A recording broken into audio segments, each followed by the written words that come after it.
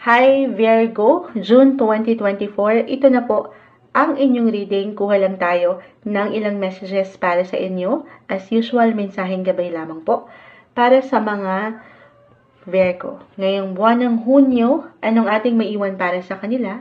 Message. Virgo. Go straightforward. Kuha lang tayo ng ilang mensaheng gabay para sa mga taong ito na maring makapakinig. Virgo.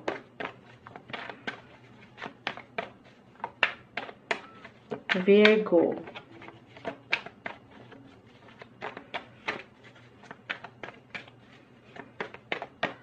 Virgo, June 2024. Ayan, meron gustong bumagsak. Okay, medyo madami to. Spread pa rin tayo ng ilan.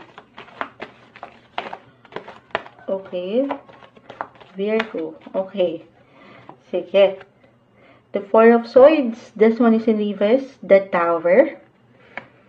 The Six of Swords. Both are in reverse. And the Ace of Wands. Okay. So, parang gusto ko pang mag-add dito. Virgo, expect the unexpected this month. Biglang naisip ko, love. The Lovers. Ay, narito. The Lovers, the Tower. Sige, mag-add pa tayo. The Six of Pentacles. Sige, dito na lang siya. I know hindi ko na ipapakita. Tayo po ay live na live. Again, huwag po kayo mag-alala. Ito naman po ay i-upload din natin. Virgo, expect the unexpected pagdating sa inyong mga buhay, pag-ibig, relasyon, or kung kayo meron ng sariling pamilya. Maring dyan, unang-unang higit, okay, mag-apply rin or mag-highlight ang buwang ito. So true, so balanced, kahit pa merong ilang unexpected or ilang, for some, maring expected na rin, pero at the same time, maring makatanggap kayo ng sorpresa. Sorpresa na pwede nyo ikagulat mula sa inyong mga kapareha. For those who are in a relationship, married, okay, para bang mabibigyan kayo ng pagkakataon, ng opportunity na mabiyayaan ng something mula sa inyong mga partner. Ang ganda kasi umaangat dito yung love, yung balance, yung katotohanan. Lalo pa po para sa ilan na sinubok na rin, ayan, ng ilang pagkakataon, ups and downs, highs or lows ng buhay. And this time, why I'm getting a message na may good news po talaga. If ever hindi ito sa inyo mismo manggaling, I mean, sabi ko nga unexpected, oo. Maaring ito ay may patungkol sa inyong mga partner. Okay? Or sila itong may something sa kanila mag-emphasize ang usaping ito. At dyan, mag-share. Ayan, merong mag-share sa inyo na income. Mabibiyayaan din kayo, kumbaga. Okay, merong magandang possibility kung kayo nakapakinig sa Taurus. Parang more on money na may patungkol sa partnership, relationship. Maganda yung flow. Pero kung single kayo, maring ito po ay mag-apply para sa mga nasa isang negosyo or meron kayong ka-business, kaano man yan, kalaki, kaliit. Pero may support, kumbaga. May tulungan. Kung meron kayong ilang unexpected bills, expenses, the Six of Pentacles kasi ay narito.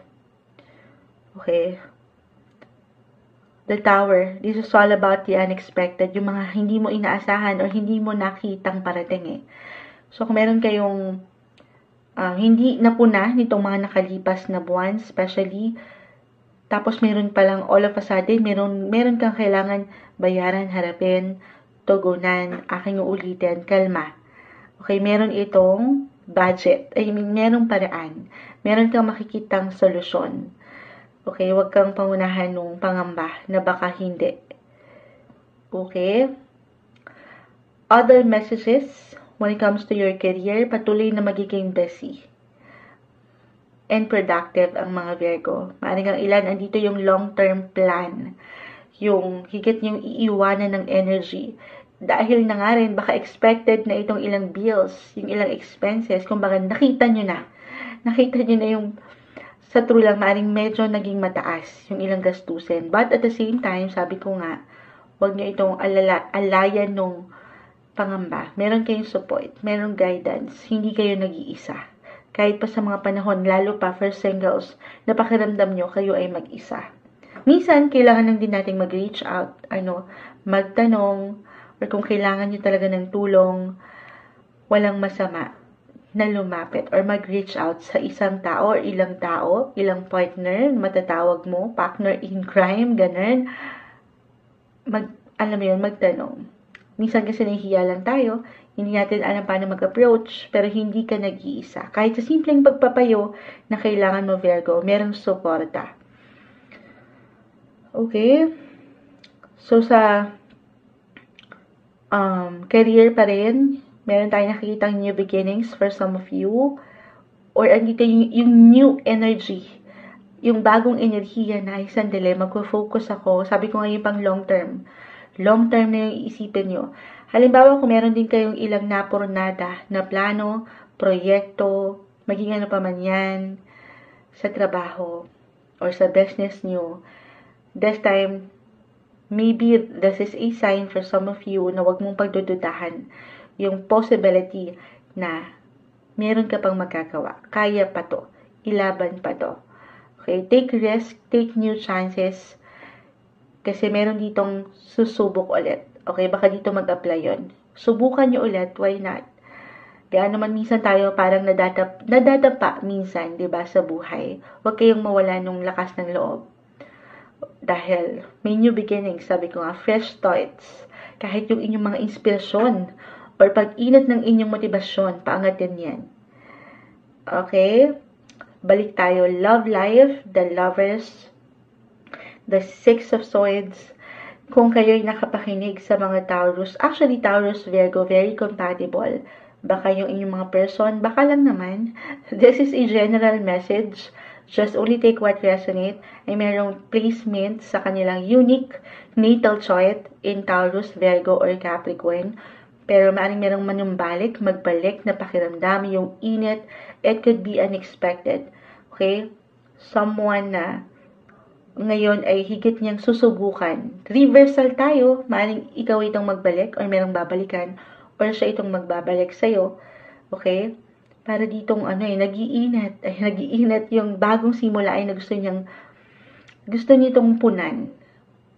Lalo pa para sa ilan na merong someone na hindi kayo nagkaroon ng magandang closure or ito ay isang unfinished business. This time, maring merong bumalik. Okay? Or merong manumbalik. Pwedeng sa iyo mismo mag-apply ito. Okay? Other indication, relationship-wise, napakalawak niyan. Kung ito ay may patungkol sa usaping pamilya, I feel na meron ditong ilang transitions. The Six of Swords. The six and six, oo nga, no? Kayo to. You're in the 6th house in astrology, Virgo. So, yung patuloy na service na naiiwan nyo sa inyong relasyon, pamilya, may ilang transformation or changes tayong nakikita. Or new, something new. Ito hindi naman kailangan laliman. Pero for some, meron talagang gustong baguhin. Or ngayon pa lang, naiisip kahit sa simpleng ideya or plano ito kung saan gusto nyo makakita ng improvement. Okay? Siyempre pa, yung ikagaganda ng inyong sitwasyon, ng inyong family life.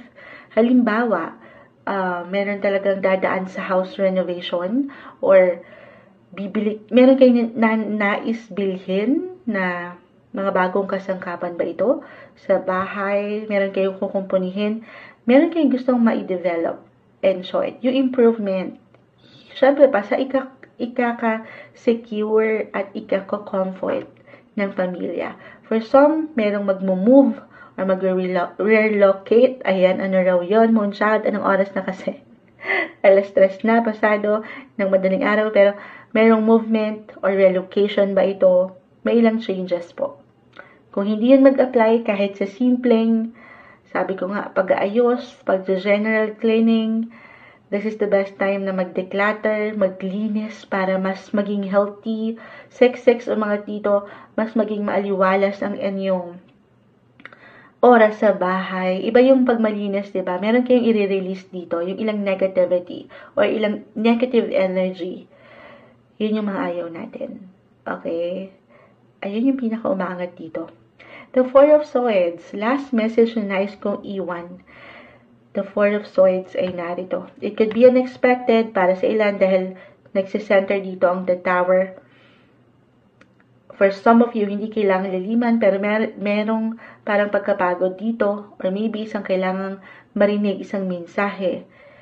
Virgo, na mag-recharge ng inyong mga energy, magpahinga, rest, do your best na makapag-relax ang inyong isipan, mentally, physically, emotionally, listen to your body. Tanging kayo ang higit na makapagsasabi sa part na ito. Hindi po isang medical advisor ang Moonchild, pero this is the best time na magpahinga. Kasi this one is in reverse, baka dahil nga sa daming ganap, ayan sabi ko may pagka-busy, pagkapagod to eh. Pakita natin sa live. Tayo po ay live na live. The Four of Swords. Dahil nag-iinat ang buhay pag-ibig, andito lahat. Pag-ibig, buhay karera, pera, ang daming isipin, baka mahuli nyo na yung inyong mga sarili na ayaw natin. Okay?